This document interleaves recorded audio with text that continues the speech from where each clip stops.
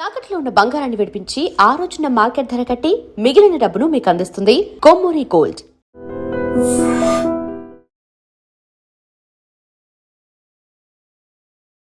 నమస్కారం, మీరు చూస్తుంది ఐడ్రిప్. నేను మీ కీర్తి. నాతో పాటు ప్రముఖ ఆస్ట్రాలజర్ బ్రహ్మశ్రీ గోరుగుంట్ల సురేష్ బాబు గారు ఉన్నారు. వారితో మాట్లాడి ద్వాదశ రాశుల వారికి ఈ జూన్ మంత్ అంతా ఎలా ఉందో తెలుసుకుందాం. నమస్తే అండి. కీర్తి గారు నమస్కారం అండి. సో ద్వాదశ రాశుల వారికి జూన్ నెల ఎలా ఉంది అంటే, ఇంతకుముందు మనం గురు మార్పు గురించి తెలుసుకున్నాము. వివిధ రాశుల వారికి ఎలాంటి ఎఫెక్ట్స్ వస్తున్నాయి, ఎవరు ఎలాంటి రెమెడీస్ని ఫాలో అవ్వాలి తెలియజేశాం కదా. సో ఆన్ ది హోల్గా జనరల్గా ఈ మాసం రాశి ఫలాలు తెలుసుకుందామండి. సో ఓం గం గణపతియే నమః. స్వర్ణలక్ష్మి నమస్తే అస్తు. పరబ్రహ్మ స్వరూపిణి రాజ్యం దేహి ధనం దేహి సర్వకామాంచ దేహి మే. ముందుగా 12 రాశుల వారందరికీ స్వర్ణలక్ష్మి అమ్మవారు యొక్క కృపా కటాక్షం దొరకాలని, తద్వారా ప్రతి ఒక్కళ్ళు ప్రతి నిమిషం నవ్వుతూ హ్యాపీగా ఉత్సాహంగా ఉండాలని, అంతేకాకుండా ప్రతి ఒక్కరికి శోభాయమానంగా ప్రతిదీ వాళ్ళ చుట్టూ వాళ్ళ కళ్ళతో చూసే ఒక గొప్ప శక్తి వాళ్ళకి కావాలని, అంతేకాకుండా రాజ్యాధికారం, ప్రతి ఒక్కళ్ళకి ఒక అధికారం, పవరు, స్టేటస్, దర్పం అందరూ ఉండాలి కదండి. మనిషి జన్మ ఎత్తిన తర్వాత అన్నీ ఉండాలి కదా. వీటితో పాటు విపరీతమైన ధనంతో పాటు ఇంకా వాళ్ళకి ఇష్టకామ్య సిద్ధి, వాళ్ళ మనసులో ఏవో ఉంటాయండి రకరకాల కోరికలన్నీ కూడా తక్షణమే అమ్మవారు నెరవేర్చాలని చెప్పేసి, ఈ 12 రాశుల వాళ్ళకి చక్కగా శుభంగా ఉండాలని చెప్పేసి, ఐశ్వర్యవంతంగా ఉండాలని చెప్పేసి మనం కోరుకుంటూ చక్కగా ఈ 12 రాశులు ఎలా ఉందో చెప్పుకుందాం. 12 రాశులకు వెళ్ళబోయే ముందు ఈ మాసం ఒక విశిష్టత, ఈ మాసంలో రాబోయే ప్రముఖమైన రోజులు ఏమైనా ఉంటే ఒకసారి గుర్తు చేసుకుందామండి. చాలా ఉన్నాయండి. ఒక్కొక్క మాసం తీసుకుంటే మన ఈ క్యాలెండర్ చాలా బ్యూటిఫుల్గా అంటే మనం అన్నీ చెప్పుకోం ఇక్కడ. బట్ కొన్ని వచ్చేటప్పుడు జనాలకు తెలిసినంత వరకు చూస్తే అధిక మాస జ్యేష్ఠ మాస పౌర్ణమితో స్టార్ట్ అయ్యి మనకి నిజ జ్యేష్ఠ మాస పౌర్ణమితో ఈ మంత్ అంతా ఎండ్ అవుతుంది. అంటే 2 పౌర్ణముల మధ్య ఈ టోటల్ మాసం అంతా ఉందని చెప్పుకోవచ్చు.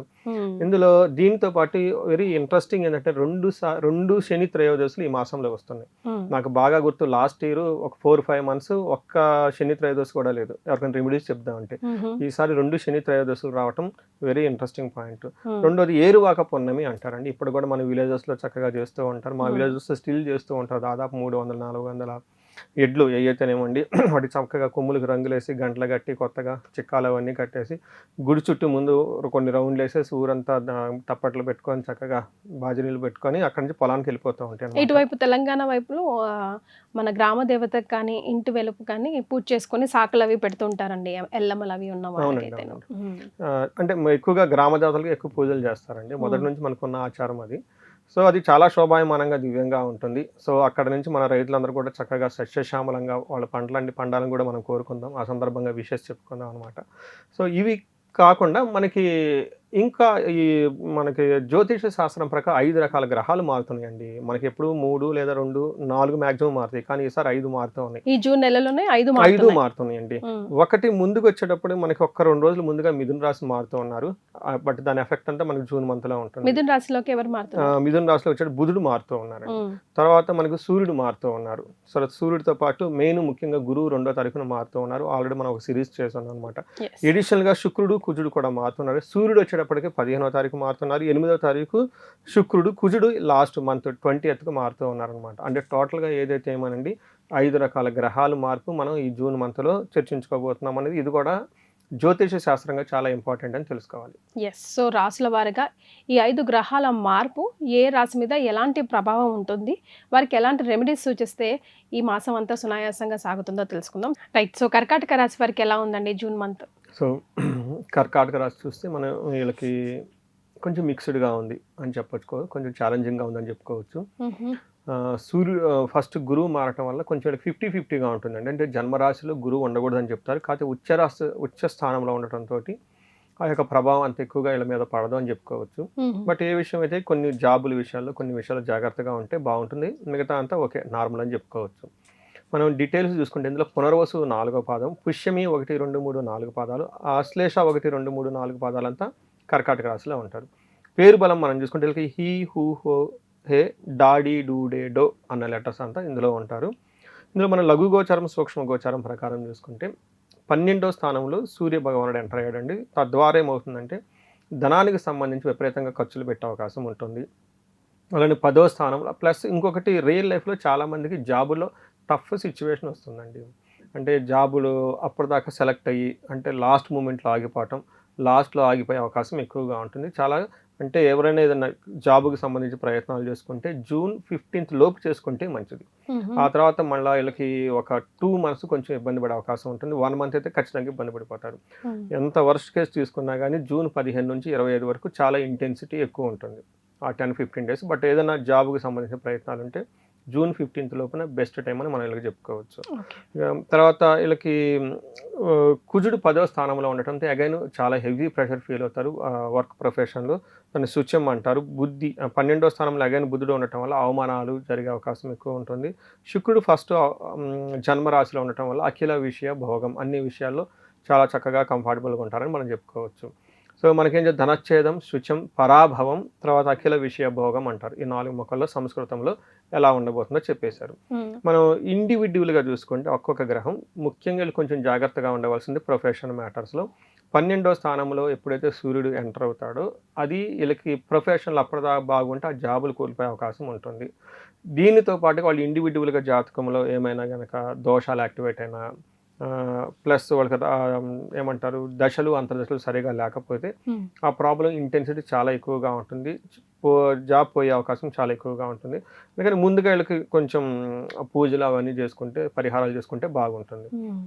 మనకేం చెప్తారు సంస్కృతంలో, స్వస్థాన నాశనం చైవ బంధు రోగ వ్యయ ప్రాణపర్యంతమాపత్తిం అవమానం వ్యయే అంటే వ్యయస్థానికి రవి అంటారు. అంటే ఏంటి, ప్రాణం పోయే అంతగా అవమానం, ఆపత్తులు వస్తాయంట, విపత్తులు, తర్వాత అవమానం జరుగుతూ ఉంటుందంట. అంతేకాకుండా ధనం వ్యయం ఖర్చు అవుతూ ఉంటుంది. స్వస్థాన నాశనం చేయవ అంటే ఉన్న పదవి పోతూ ఉంటుంది, ఉన్నది ఏదైతే పదవిలో పోతుంది ఇదంతా జరుగుతూ ఉంటుంది. బట్ యూజువల్గా నేను ఎవ్రీ మంత్ ఒక్కొక్క చోట ఉంటూనే ఉంటాను కదండి. ఏమవుతుందంటే ఎంప్లాయ్మెంట్ ప్రాబ్లం అవుతుంది, జాబులు పోయే అవకాశం ఎక్కువగా ఉంటుంది. అంటే దీనివల్లే పోతుందని మనం చెప్పుకోవాలి.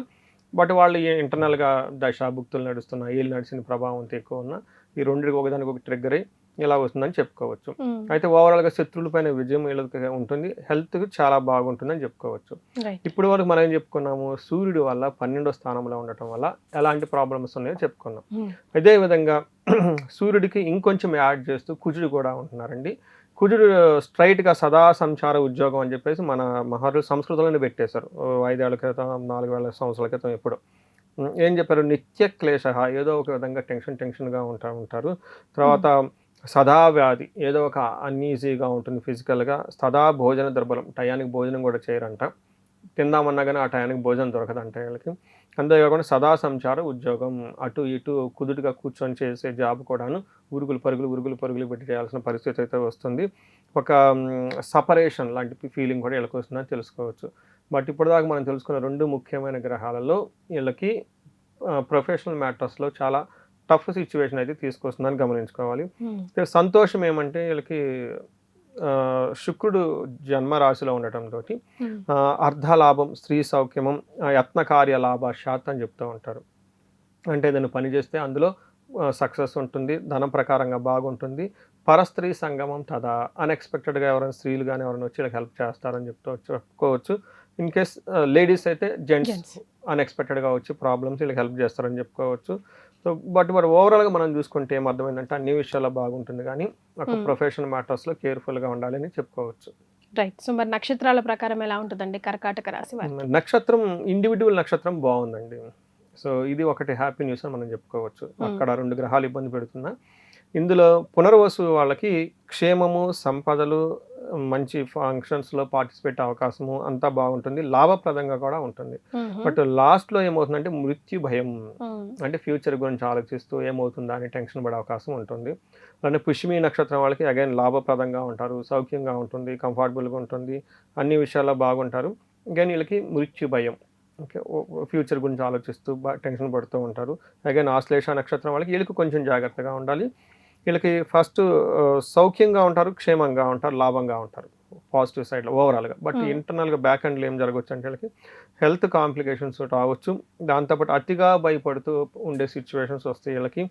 అది కూడాను మోస్ట్లీ కుజుని వల్ల అని మనం చెప్పుకోవచ్చు. అంటే అతిగా భయపడేది ఉద్యోగంలో నిమిత్తం వీళ్ళకి కొంచెం ఓవర్గా టెన్షన్ గురయ్యే అవకాశం ఉంటుంది.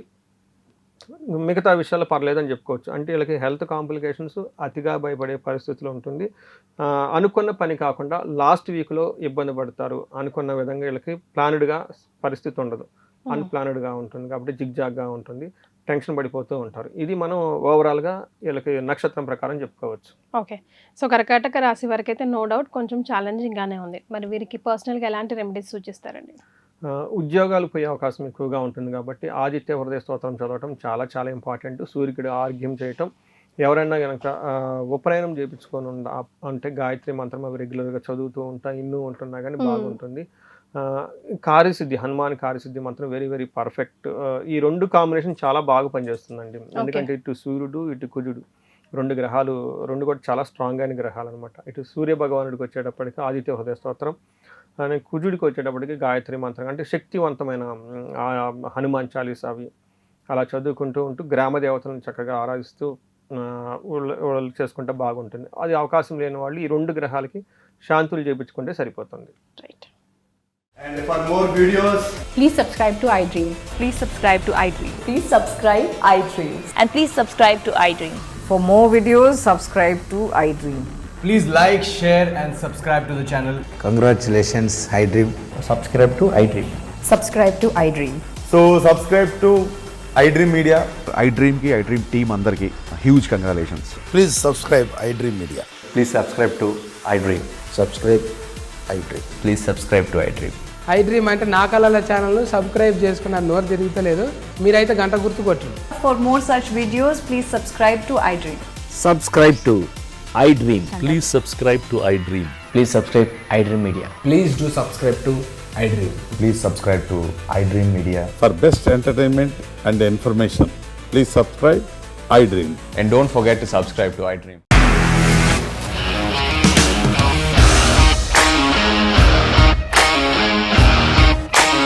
ఇండస్ట్రీలో కమిట్మెంట్ ఇష్యూస్ వస్తే నీకు కూడా వచ్చినట్టు మార్నింగ్ తీసుకెళ్ళారంటే కొట్టి పడేశారు.